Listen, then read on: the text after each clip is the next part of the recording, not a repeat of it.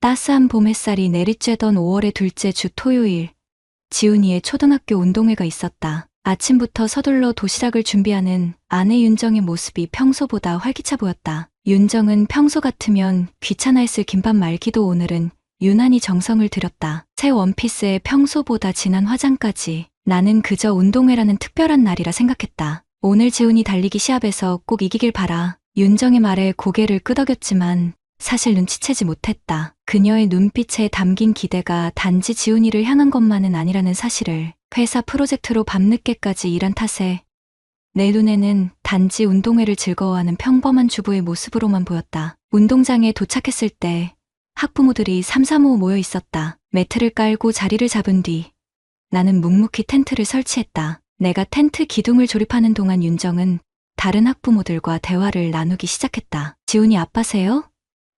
아이가 달리기 실력이 대단하더라고요. 모르는 남자의 목소리에 고개를 들었다. 키가 크고 단정한 인상의 남자가 내게 손을 내밀었다. 최동우입니다. 민영이 아빠고요. 민영이가 지훈이랑 짝이라 항상 이야기를 많이 해요. 그저 평범한 인사로 받아들였다. 손을 맞잡고 짧게 대화를 나눈 후 나는 다시 텐트 설치에 집중했다. 그때 동우는 자연스럽게 윤정에게로 시선을 돌렸다. 지훈이 어머니세요? 지훈이가 참 똑똑하다고 민영이가 자주 이야기해요. 특히 산수 문제 푸는 게 제일 빠르대요. 그 말에 윤정의 얼굴이 갑자기 환해졌다. 평소 내가 칭찬을 아끼는 성격이라 그런지 다른 사람의 작은 칭찬에도 쉽게 웃는 아내였다. 하지만 그날은 유독 그 웃음이 오래 지속되었다. 정말요?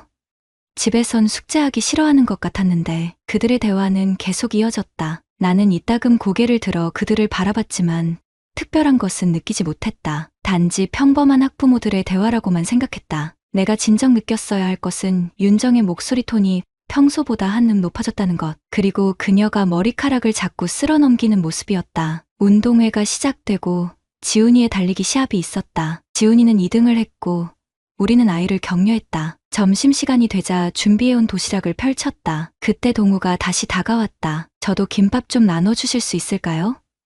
제가 도시락을 미처 못 싸왔거든요. 윤정은 흔쾌히 김밥을 건넸고 동우는 옆자리에 앉았다. 이혼했다는 이야기, 혼자 아이를 키우는 고충, 직장과 육아를 병행하는 어려움까지. 대화는 계속 이어졌고 윤정은 그의 말에 진심 어린 공감을 표했다. 저도 전업주부지만 가끔은 너무 외롭고 지치거든요. 이해해요. 그 말에 동우가 고개를 끄덕였다. 두 사람 사이에 이상한 기류가 흐르고 있었지만 나는 단지 피곤한 토요일 오후의 한가로운 풍경으로만 받아들였다. 운동회가 끝나고 집으로 돌아가는 길, 윤정의 휴대폰이 울렸다. 학부모 단체 채팅방이라며 잠시 확인하는 윤정. 나는 운전에 집중했지만 백미러로 윤정의 미소 짓는 얼굴이 보였다. 창밖을 바라보며 휴대폰을 들여다보는 아내의 표정은 오랜만에 보는 소녀 같은 모습이었다. 그날 밤, 잠들기 전 지훈이가 말했다. 아빠, 민영이 아빠가 우리 엄마한테 전화번호 달라고 했대. 단체 톡방에 초대해준대. 아무것도 모르는 척 끄덕였지만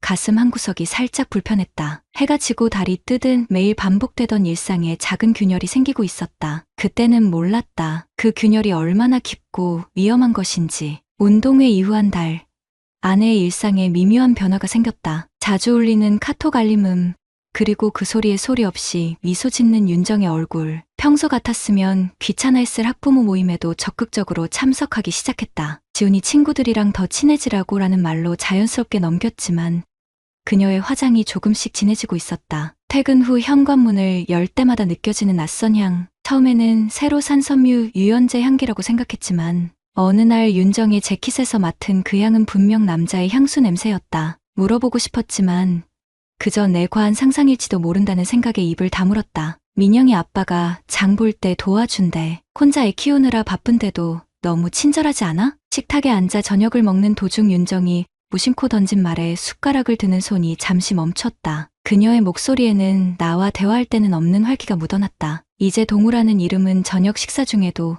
주말 계획을 세울 때도 자연스럽게 등장하곤 했다. 민영이네 가족이랑 이번 주말에 소풍 가기로 했어. 지훈이 친구들이랑 놀게 해주는 게 좋을 것 같아서. 단지 아이들의 친목을 위한 약속이라고 생각하려 했지만 윤정이 새로 산 원피스를 입고 평소보다 신경 써서 화장하는 모습을 보며 가슴 한편이 무거워졌다. 그날 소풍에는 나도 함께 하려 했지만 갑작스러운 주말 회의로 참석하지 못했다. 지훈이가 들고 온 사진 속에는 다른 아이들과 함께 웃고 있는 윤정과 동우의 모습이 있었다. 너무 가까이 서 있는 두 사람 사이에 미세한 긴장감이 감지됐다. 어느 날 아침 윤정의 텀블러에서 커피 향이 났다. 평소 카페인에 예민해 커피를 마시지 않던 그녀였기에 의아했다. 요즘 커피 마시네?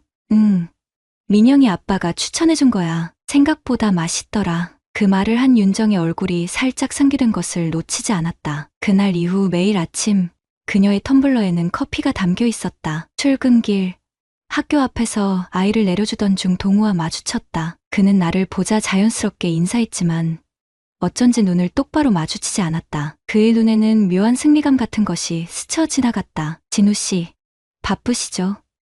윤정 씨가 집안일 혼자 하느라 많이 힘들어 보이던데. 단순한 말 한마디였지만 그 속에 담긴 의미가 불편했다. 마치 내가 아내를 소홀히 대하고 있다는 우회적인 비난처럼 들렸다. 윤정이 차에서 내려 그와 이야기하는 동안 그들 사이에 묘한 기류를 느낄 수 있었다. 너무 자연스러운 대화, 이미 많은 이야기를 나눈 사람들 특유의 편안함이 있었다. 그날 이후 윤정의 외출이 잦아졌다. 엄마들 모임이 있어서, 지훈이 학원 데려다주고 잠깐 들를 곳이 있어서라는 핑계로 한 번은 그녀의 차를 우연히 마트 주차장에서 발견했는데 옆자리에 동우의 차량이 나란히 주차되어 있었다. 퇴근 후 늦게 돌아온 날 윤정의 목에 작은 붉은 자국을 발견했다. 물어볼까 망설이는 순간 그녀는 자연스럽게 카디건을 여몄다. 마치 아무 일도 없었다는 듯 지훈이의 숙제 이야기를 꺼냈지만 그녀의 눈빛에는 죄책감과 흥분이 뒤섞여 있었다. 같이 침대에 누웠을 때 아내의 몸에서는 낯선 비누 향이 났다. 전에 없던 샤워 습관이었다. 물어보려 했지만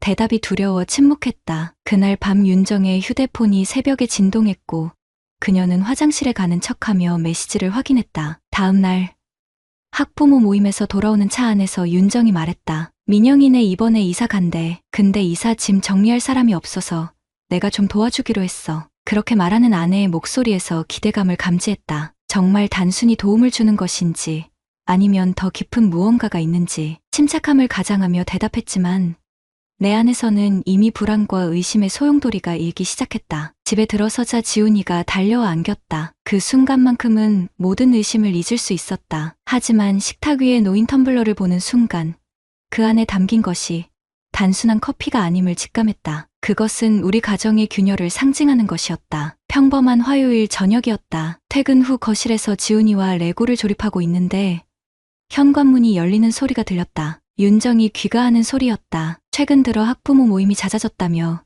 늦게 귀가하는 날이 많았다. 엄마 왔다. 지훈이가 반가워하며 달려갔다. 나도 고개를 들어 인사하려는데 지훈이의 다음 말에 손가락이 레고 블록 위에서 굳어버렸다. 엄마, 아까 학교 앞에서 민영이 아빠랑 있었지? 아빠 아니고 그 아저씨랑. 그 순간 윤정의 얼굴이 상기되었다가 금세 평정을 찾았다. 가방을 내려놓으며 자연스럽게 대답했다.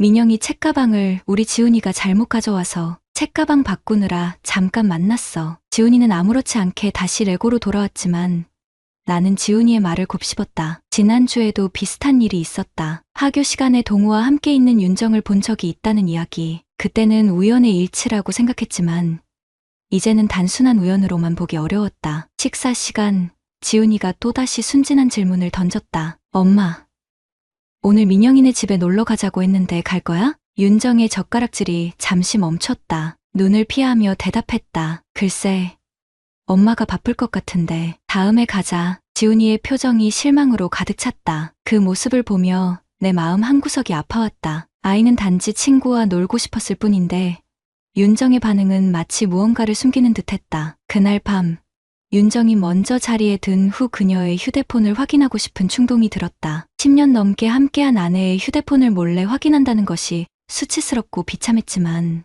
더 이상 의심을 참을 수 없었다. 욕실에서 샤워 소리가 들릴 때 조심스럽게 그녀의 휴대폰을 들었다. 비밀번호는 지훈이의 생일이었다. 떨리는 손가락으로 번호를 눌렀다. 화면이 열리고 메시지 앱을 열었다. 단체 채팅방 목록 중 3학년 2반 학부모라는 방이 눈에 띄었다. 들어가 보니 대부분 아이들 숙제나 학교 행사에 관한 대화였다. 그런데 스크롤을 내리다 동우의 이름이 여러 번 등장하는 것을 발견했다. 그의 메시지마다 윤정이 즉각 반응하는 패턴이 보였다. 그리고 개인 메시지함을 열었을 때 심장이 멎는 것 같았다. 동우쌤이라는 이름으로 저장된 번호와의 대화방이 있었다. 마지막 메시지는 오늘 오후 2시 43분. 오늘 내 얼굴 보니 더 예뻐 보였어. 목소리도, 웃음소리도. 떨리는 손으로 스크롤을 올렸다. 수십 개의 메시지가 오갔고 점점 더 친밀해지는 대화 내용이 이어졌다. 그리고 사진들, 둘이 함께 찍은 셀카, 카페에서, 차 안에서, 그리고 호텔 로비로 보이는 곳에서 심장이 귀까지 울리는 것 같았다. 목이 마르고 손에 땀이 흘렀다. 가슴 속에서는 화산이 폭발하는 것 같은 분노가 일었지만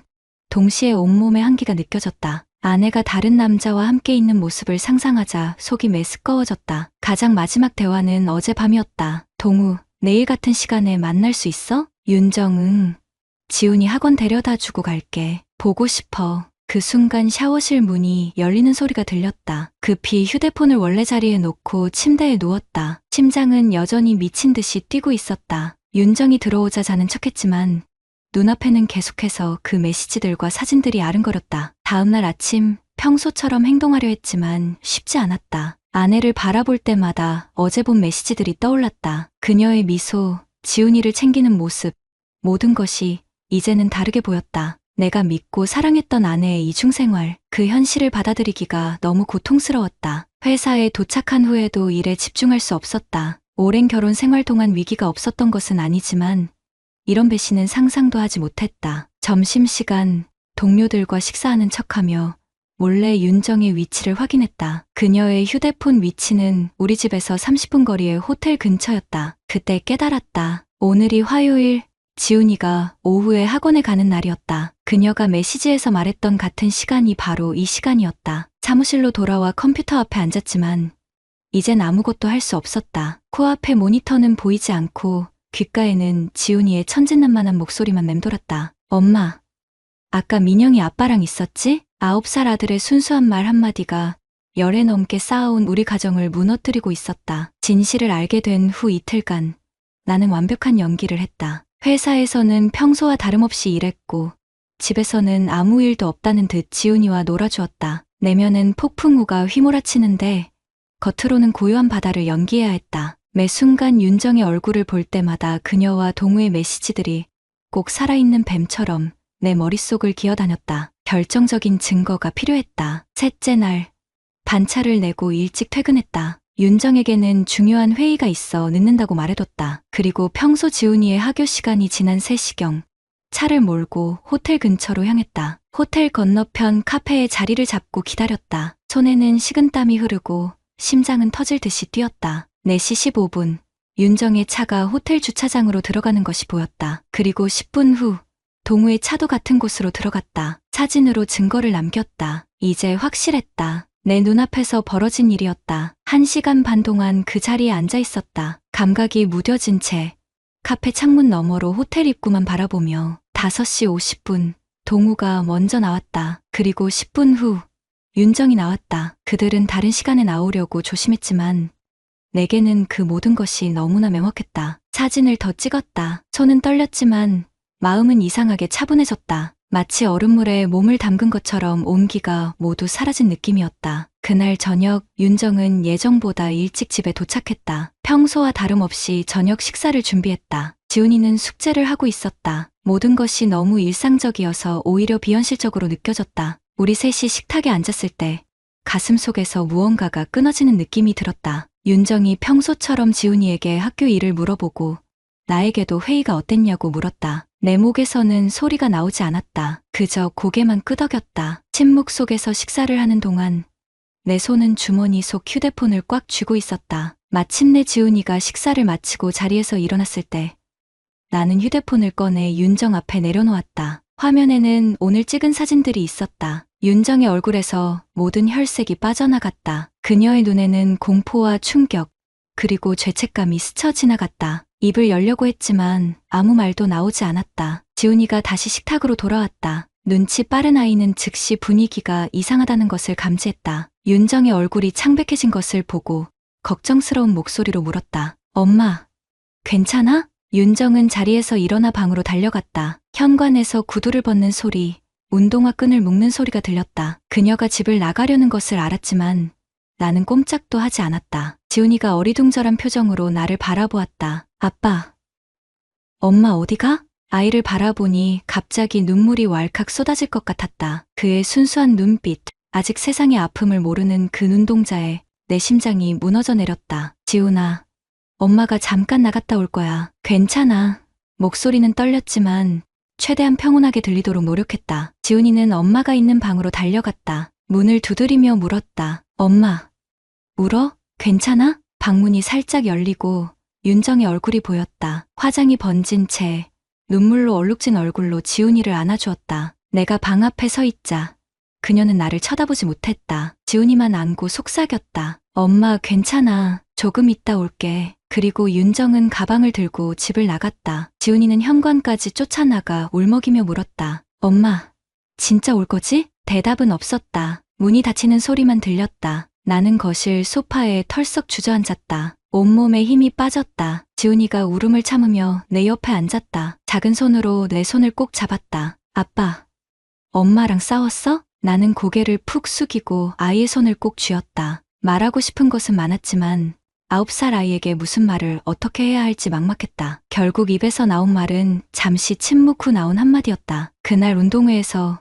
우리 셋이 웃었던 사진이 있었지. 그 사진만 지우지 마. 지훈이는 내 말 뜻을 완전히 이해하지 못했지만 무언가 심각한 일이 일어났다는 것을 직감했다. 그 아이의 어깨가 작게 떨리는 것이 느껴졌다. 나는 지훈이를 안아주었다. 내 품속에서 아이는 조용히 흐느꼈고 나의 눈에서도 뜨거운 눈물이 흘러내렸다. 윤정이 집을 나간 지 일주일, 그녀는 친정에 머물고 있다고 문자를 보냈다. 지훈이와 연락은 하고 있었지만 나와는 단 한마디도 나누지 않았다. 집 안은 이상하리만큼 조용했다. 지훈이의 웃음소리도 줄었고 매일 밤 아이의 방에서 흐느끼는 소리가 들렸다. 그럴 때마다 내 심장은 조각조각 부서지는 느낌이었다. 열흘째 되는 날, 학교 학부모 톡방에서 폭탄이 터졌다. 어떤 엄마가 동우와 또 다른 학부모 사이의 관계를 폭로한 것이다. 그리고 얼마 지나지 않아 그가 우리 학교에서만 3명의 엄마들과 관계를 맺었다는 사실이 드러났다. 나는 화면을 보며 쓴웃음을 지었다. 동우에게 윤정은 단지 여러 사냥감 중 하나였던 것이다. 학교에 지훈이를 데려다주는 일이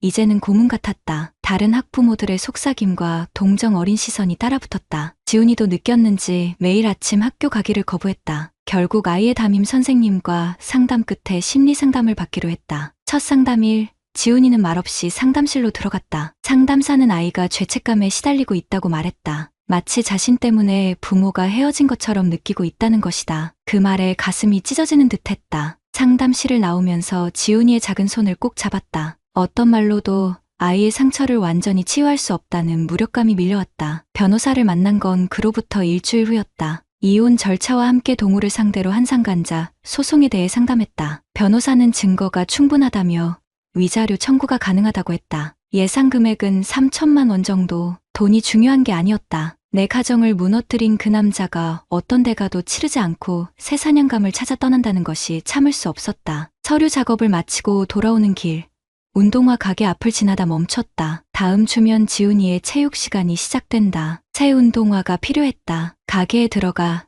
작은 운동화를 골랐다. 지훈이의 발 크기를 생각하며 운동화를 들어보는데 문득 지난해 운동회가 떠올랐다. 가족 3명이 나란히 서서 찍은 사진, 행복했던 그 순간이 이제는 먼 꿈처럼 느껴졌다. 집으로 돌아오자 친정에서 짐을 가지러 온 윤정과 마주쳤다. 한 달 만에 재회였다. 그녀는 많이 야위어 있었다. 눈은 퀭하고 뺨은 홀쭉했다. 나를 보자 고개를 숙였다. 말없이 옷가지 몇 벌과 필요한 물건들을 챙겨나갔다. 떠나기 전 그녀가 입을 열었다. 지훈이 어떻게 지내? 간단한 질문이었지만 그 안에 담긴 슬픔과 후회가 느껴졌다. 아이가 심리 상담을 받고 있다고 말했다. 그녀의 눈에 눈물이 고였다. 내 안에서도 복잡한 감정이 솟구쳤다. 증오, 분노, 그리고 아직도 남아있는 미련까지. 하지만 나는 감정을 억누르고 담담하게 말했다. 내가 행복하길 바란다고 말해주고 싶지만 아직은 그럴 수 없어. 그녀는 고개를 끄덕였다. 더 이상의 대화는 없었다. 현관문이 닫히는 소리와 함께 10년의 결혼 생활이 공식적으로 막을 내렸다.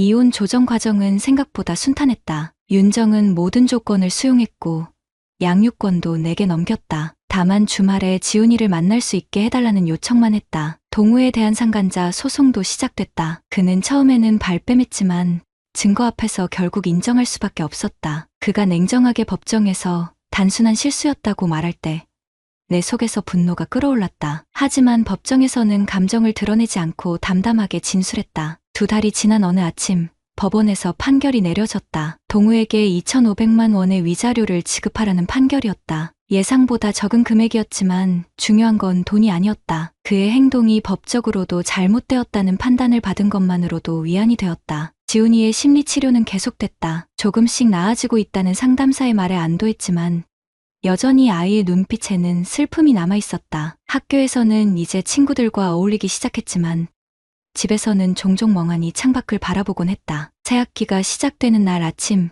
지훈이의 체육복을 준비하며 작은 봉투를 꺼냈다. 안에 쪽지를 넣었다. 지훈아, 넌 아무 잘못 없어. 사랑한다. 그리고 가슴 한편에 간직하고 있던 작은 사진 한 장을 함께 넣었다. 지난해 운동회에서 찍은 가족 사진이었다. 사진은 이미 몇 개 접혀 있었다. 너무 자주 꺼내보았기 때문이다. 지훈이가 체육복을 입고 발견했을 때 그 아이가 어떤 표정을 지을지 생각하니 가슴이 아팠다. 체육복 봉투를 지훈이 가방에 넣으며 깨달았다. 우리의 가정은 무너졌지만 지훈이와 나는 여전히 가족이라는 것을. 운동회 날의 비밀은 우리 삶을 바꿔놓았지만 새로운 시작도 가능하다는 것을. 오늘부터 한 발짝씩 아픔을 안고 앞으로 나아가야 했다. 구독자님들, 오늘 사연 댓글로 공유해 다른 분들과 함께 의견 나눠보세요. 저도 읽어보며 소통하겠습니다.